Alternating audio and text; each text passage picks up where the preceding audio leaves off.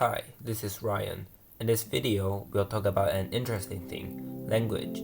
Language is such a weird thing, isn't it? It's around us day and night, but we usually won't be aware that it's right beside us. Language is certainly a tool that connects us to others.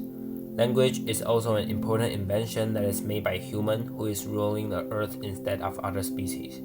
First of all, I would like to spend a little time talking about the TED Talk that inspired me to do this topic. The TED Talk is called How Language Shapes the Way We Think by Lara Borowski.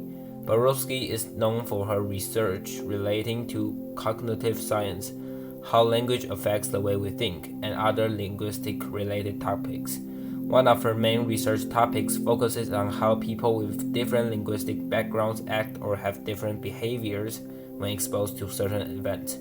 On the individual level, Borowski is interested in how the languages we speak influence and shape the way we think. She has done studies comparing English to other native speakers of a different language and seeing the differences in the way they think and act given a certain scenario.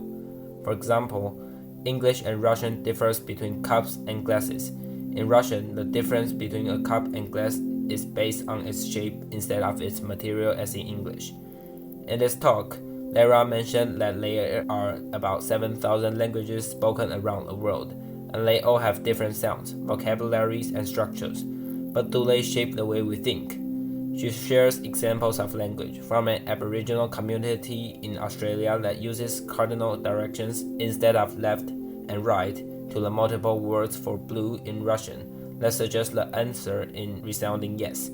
The beauty of linguistic diversity is that it reveals to us just how ingenious and how flexible the human mind is, she says.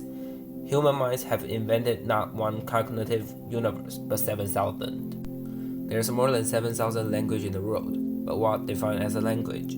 According to Leon Strong's paper, as an object of linguistic study, language has two primary meanings, an abstract concept and a specific linguistic system. The Swiss linguists who defined the modern discipline of linguistics first explicitly formulated the distinction using the French word langage for language as a concept, langue as a specific instance of a language system, and parole for the concrete usage of speech in a particular language. Communication systems used by other animals, such as bees or apes, are closed systems that consist of finite, usually very limited, number of possible ideas that can be expressed. In contrast, human language is open-ended and productive, meaning that it allows humans to produce a vast range of utterances from a finite set of elements and to create new words and sentences. This is possible because human language is based on a dual code, in which a finite number of elements which are meaningless in themselves, for example, sounds, letters, or gestures, can be combined to form an infinite number of larger units of meaning, words, and sentences. However, one study has demonstrated that an Australian bird, the chestnut-crowned babbler, is capable of using the same acoustic elements in different arrangements to create two functionally distinct vocalizations. Additionally, pied babblers have demonstrated the ability to generate two functionally distinct vocalizations composed of the same sound type, which can only be distinguished by the number of repeated elements. Human languages differ from animal communication systems in that they employ grammatical and semantical categories, such as nouns and verbs, present and past, which may be used to express exceedingly complex meanings. It is distinguished by the property of recursivity. For example, a noun phrase can contain another noun phrase, such as the chimpanzee's lips, or a clause can contain another clause, such as I see the dog is running. Human language is the only known nature communication system whose adaptability may be referred to as modality independent. This means that it can be used not only for communication through one channel or medium, but through several. For example, spoken language uses the auditory modality, whereas sign language and writing use the visual modality, and braille writing uses the tactile modality. In Yuval Noah Harari's book, *Sapiens: A Brief History of Humankind*, The narrator is trying to answer a question.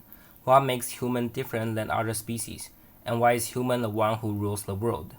His answer is, it's because that people believe in things that doesn't exist, therefore creating large society, thus building force that other species can reach. Archaeological evidence indicates that Homo sapiens started using boats, oil lamps, and bow and arrows 70,000 years to 30,000 years ago, which brings the origin of religion, business, and social class. Harari believed it is cognitive revolution that bring about these, and it's also cognitive revolution that brings language, and language brings advantages to be above other species. As a matter of fact, humans are not the first starting to use languages, but of course, humans' language is much more complicated than other animals. It is so complex that we can discuss things that never exist. Human or many more animals can say, "Watch out, there's a lion." But after cognitive revolution, sapiens are able to say lion is our patron saint. Although lion patron saints might not be able to show up to lead sapiens fight against their enemies, but when a group of sapiens believe they are blessed by the same god, they can build a much more older, unite, and larger community, and expel, plunder, or kill others on ancient prairie. Harari also indicates that all human society is based on a thing that is imagined by a group of people. It is obvious that on both religion and the culture of tribe, even in modern society, we need every member to obey the same regulations, and knowing that others is following the same regulation. However, no matter in rules, laws, or religion dogma, there's no corresponding object. In Harari's statement, they are all from people's collective imagination. Except for existing in humans' common imagination, there's no gods, no nations, no money, no human rights, no laws, no justice in this universe. Next on, we are going to learn a bit more regarding language, which is how language works. We all take language for granted, yet we rely upon it throughout our lives in order to perform a range of functions. Imagine how you accomplish all the things you might do, even in a single day, without language. Buying an item in a shop, providing or requesting information, passing the time of day, expressing an opinion, declaring undying love, agreeing or disagreeing, signaling displeasure or happiness, arguing, insulting someone, and so on. Imagine how other forms of behavior would be accomplished in the absence of language. Rituals like marriage, business meetings, using the internet, the telephone, and so forth. Well, we would conceivably accomplish some of these things without language. It is less clear how. In the absence of telepathy, making a telephone call or sending an email could be each achieved. In almost all the situations in which we find ourselves, language allows quick and effective expression, and provides a well-developed means of encoding and transmitting complex and subtle ideas. Here, I would like to introduce a special system that is used by the world. It is International Phonetic Alphabet, or IPA. This is an alphabetic system of phonetic notation based primarily on Latin alphabet. It was devised by the International Phonetic Association in the late 19th century as a standardized representation of the sounds of spoken language.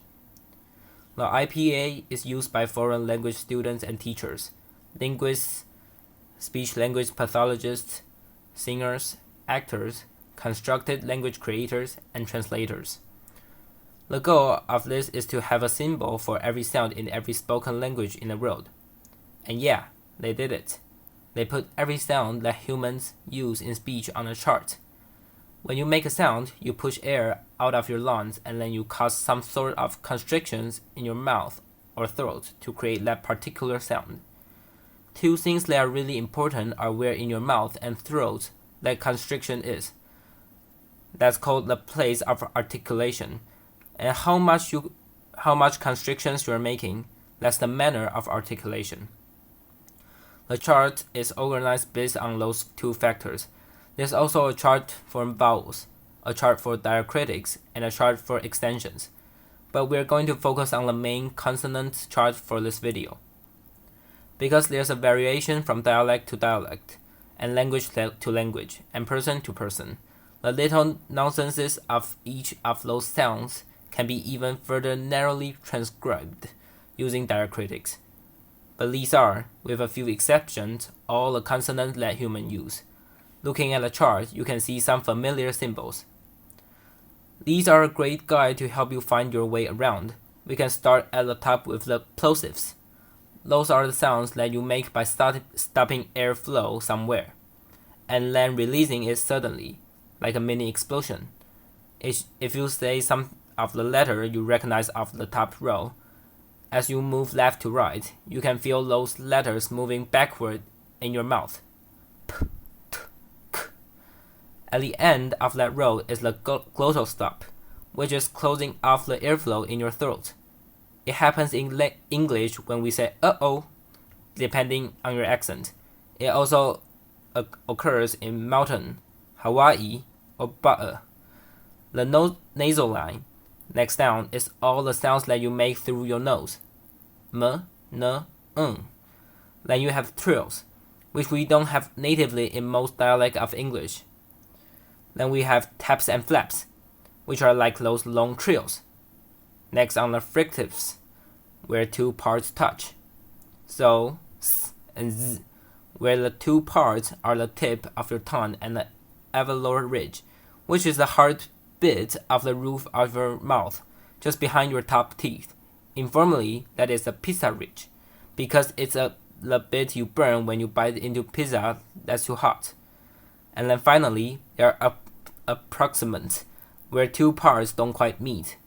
Lateral means that air is going around the sides. But not every space in the table has a symbol. Some of those empty spaces have white backgrounds, and some of them are completely grayed out. The ones with white backgrounds are possible for humans to make, but they've not been given a symbol, because linguists have never found them actually being used as sounds in any of the world's language. Sometimes they are found to exist by some researcher somewhere, and if that happens, then the International Phonetic Association will add a symbol. The last time that happened was in 2005. But then there are shaded areas, the shadowlands. The sounds that are theorized to be impossible to produce. Imagine trying to produce a sound that's in a place of your mouth where you make a k or a g, but using the same methods that you use to go drr. You need some loose fold of tissue to make that rapid trilling, but there's just no flesh loose enough to bounce around right at the back of the roof of your mouth, and what's called the velum. You could, I guess, in theory, curve your tongue back there, but only by holding it too tense to actually make a trill. So a valid trill is judged impossible. By all means, try it. In the same way, if you try to cross the place of your mouth and throat that you use to say ha or uh-oh with the method you use to make the it sound, you're going to run into problems. For la or l, you let air escape from your mouth around the sides of your tongue, lateral. But for ha, you're constricted the air down in your throat at the vocal folds or glottis, and you can't get your tongue down your throat to create that central blockage. I mean, your tongue has that flexibility in your mouth, but you can't close your airway like you're making a figure 8 out of a straw, and keep the air going around the sides, unless you're choking on the food exactly the wrong way, and if you are, that's not really speaking. A glottal lateral is judged impossible. All those shaded boxes have the same thoughts of limitations, where it's not just that they would be difficult to pronounce, they are impossible. Those gray boxes are forbidden from human speech, not by choice of some high council or the International Phonetic Association, but just because of the limitation of being human. Anyway, that's all I have for this video. Hope you learned something useful, and I'll see you next time. Bye bye!